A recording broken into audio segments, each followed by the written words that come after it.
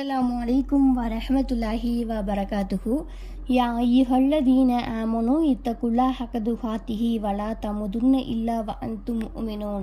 நம்பிக்கை கொண்டோரே, அல்லாஹ்வுக்கு அஞ்சுகின்ற விதத்தில் அஞ்சுங்கள், நீங்கள் முஃமின்களாகவே தவிர மரணிக்காதீர்கள். அல்ஹம்துலில்லாஹ். இன்றைக்கி நம்ம மிகப்பெரிய ஒரு சிறப்பான ஒரு டாபிக் பற்றி தான் நம்ம பார்க்க போகிறோம். அது என்ன அப்படின்னா, தாயை பற்றிய சிறப்புகள் தான். நமக்கு 5 கடமைகளை எப்படி நபிகளார் அவங்க நமக்கு சொல்லியிருக்காங்களோ அதை செயல்படுத்தணும் அப்படின்னு, அதே போல தான் தாய் தந்தையரை நம்ம எப்படி நடந்துக்கணும் அப்படிங்கிறதையும், குறிப்பாக தாய்க்கு மிகவும் அதிக இடத்துக்குரிய சிறப்புகளை குறிப்பிட்டும் திருமறை குர்ஆன்லையும் ஹதீஸ்கள்லையும் நம்ம பார்த்துருக்கோம். தாய் தந்தையை நன்மை செய்யுமாறு மனிதனுக்கு நான் நல்லுபதேசம் செய்கிறேன் அப்படின்னு சொல்லிட்டு திருமறை குர்ஆனில் அத்தியாயம் 29:8 இருக்குது. அப்போ இந்த தாய் தந்தையர்களை நம்ம எந்த அளவுக்கு நடந்துக்கணும், அவங்க எப்படிப்பட்டவங்களாக இருந்தாலும் நம்ம நடந்துக்கணுமா அப்படிங்கிற விஷயங்கள் எல்லாமே நமக்கு குர்ஆன்லையும் ஹதீஸ்கள்லையும் குறிப்பிட்டிருக்கு. அல்லாஹ் திருமறை குர்ஆனில் அத்தியாயம் 31:14 சொல்கிறான், தாய் தந்தையருக்கு நீங்கள் நன்றி செய்யுங்க. ஏன் அப்படின்னா, உன்னுடைய தாய் உன்னுடைய துன்பத்துக்கு மேலே துன்பம் அனுபவித்து கர்ப்பத்தில் அவங்க நினைச்சாங்க, அவங்கள சுமக்கிறாங்க. அதுக்கப்புறம் 2 வருடங்களுக்கு பின்னரே அவனுக்கு பால் மறக்கடிக்கிறான். அதனால் நீ எனக்கும் உன்னுடைய தாய் தந்தையருக்கும் நன்றி செலுத்திவா அப்படின்னு சொல்கிறாங்க. பெண்களாகிய நாம் கர்ப்பம் தரிப்பதிலிருந்து அந்த குழந்தையை நம்ம பெற்றெடுக்கிறதுலேருந்து பால் கொடுக்கறது வரைக்கும் நினைச்சாங்க, நம்ம மாரி சிறப்பு வச்சு திருமறை குர்ஆனில் சொல்லியிருக்காங்க.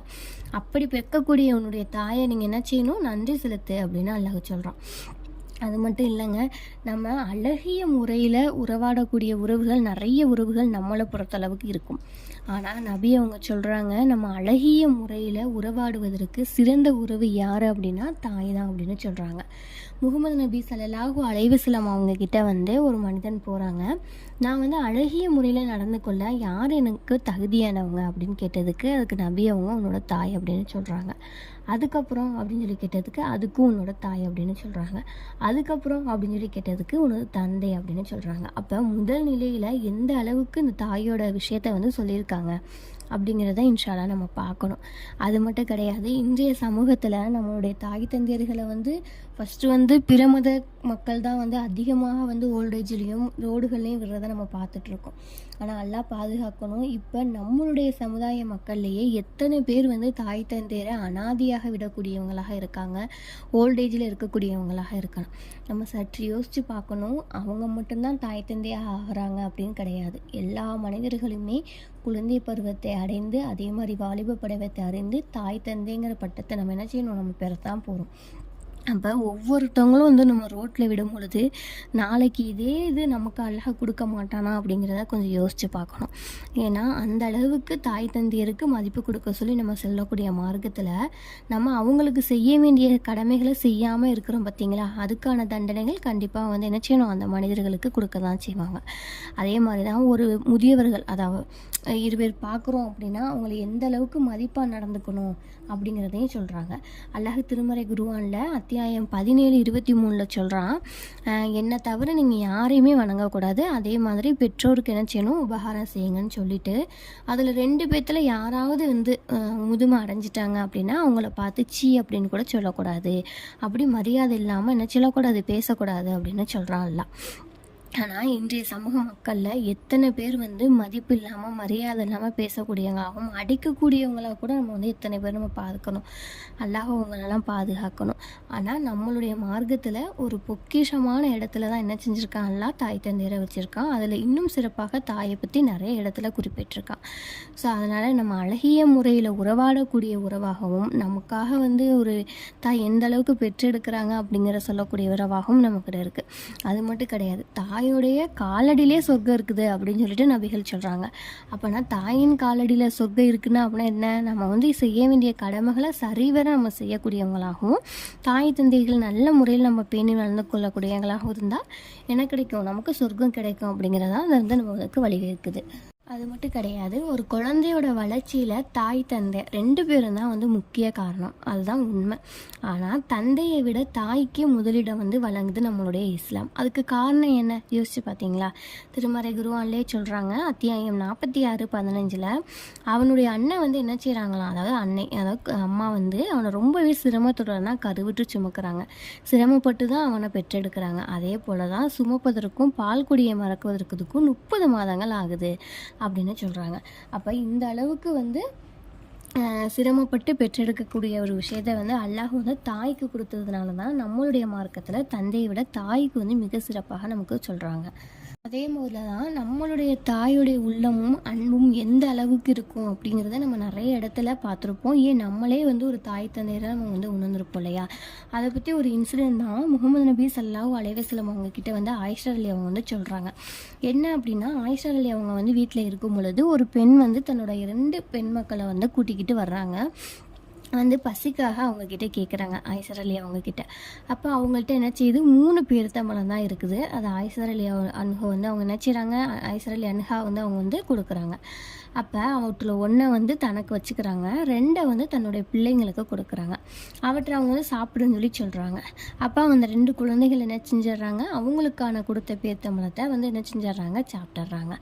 அப்போ தனக்கான பேரிச்சம்பழத்தை எடுத்து வாயில் வைக்கும் பொழுது அந்த குழந்தை என்ன செய்யுது, அதையும் வந்து கேட்குது. அப்போ அந்த தாய் வந்து நம்ம பசிக்குது நம்ம சாப்பிடுன்னு நினைக்கல, இல்லை நம்மளையும் வந்து அந்த குழந்தை கேட்குதே அப்படின்னு கோவப்படலை. அதை எடுத்து என்ன செய்கிறாங்க, எந்த ஒரு முகச்சுளிப்பும் இல்லாமல் சந்தோஷமாக அந்த பழத்தை 2ஆக பிளந்து ஆளுக்கு 1 வந்து கொடுக்குறாங்க. அது மட்டும் கிடையாது, அவங்க சாப்பிட்றத ரசித்து பார்க்குறாங்க. இந்த பார்த்த ஆயிஷா அலி அவங்க வந்து ரொம்பவே மனதை வந்து சந்தோஷப்படுறாங்க, ஒரு வியப்பாக பார்க்குறாங்க. அன்னைக்கு நபி ஸல்லல்லாஹு அலைஹி வஸல்லம் அவங்க வீட்டுக்கு வந்தோடனே இந்த நிகழ்வை பற்றி சொல்லி ரொம்பவே மெய்சிலிர்த்து போகிறாங்க. அதுக்கு நபி அவங்க என்ன செய்கிறாங்க தெரியுமா, அவள் நேரடியாக சொர்க்கம் செல்வா அப்படிங்கிற சுக செய்தியை தெரிவிக்கிறாங்க. இது அப்துல்லாஹ் இப்னு உமர் ரலியல்லாஹு அன்ஹு வந்து தெரிவிக்கிறாங்க. முஸ்லீம்ங்கிற நூலில் வந்து பதிவாயிருக்கு. அப்போ ஒரு தாய்ங்கிறவங்க வந்து எந்த அளவுக்கு வந்து பிள்ளைகள் மேலே வந்து ஒரு சந்தோஷமாகவும் மகிழ்ச்சியாகவும் குழந்தையிலேருந்து பாதுகாத்து நம்மளை வளர்க்குறாங்க. அவங்களுக்கு உணவு இருந்தாலும் பரவாயில்ல, இல்லைன்னாலும் பரவாயில்ல, நம்ம குழந்தைங்க என்ன செய்யணும், நல்ல முறையாக வயிறு நிரம்ப சாப்பிடணும் அப்படின்னு நினைக்கக்கூடியவங்களாக இருக்காங்க. அதே மாதிரி தான் ஒவ்வொரு விஷயமும் நமக்கு செய்யும் பொழுது நம்ம குழந்தைக்கு இது பிடிக்குமா அது பிடிக்குமான்னு நினச்சிடாங்க, பார்த்து பார்த்து செய்யக்கூடியவங்களாக இருக்காங்க. ஆனால் அதெல்லாம் மறந்து இன்றைய காலகட்டத்தில் என்ன செய்கிறாங்க, தாய் தந்தையருக்கு மாறு செய்யக்கூடியவங்களாக இருக்கிறாங்க.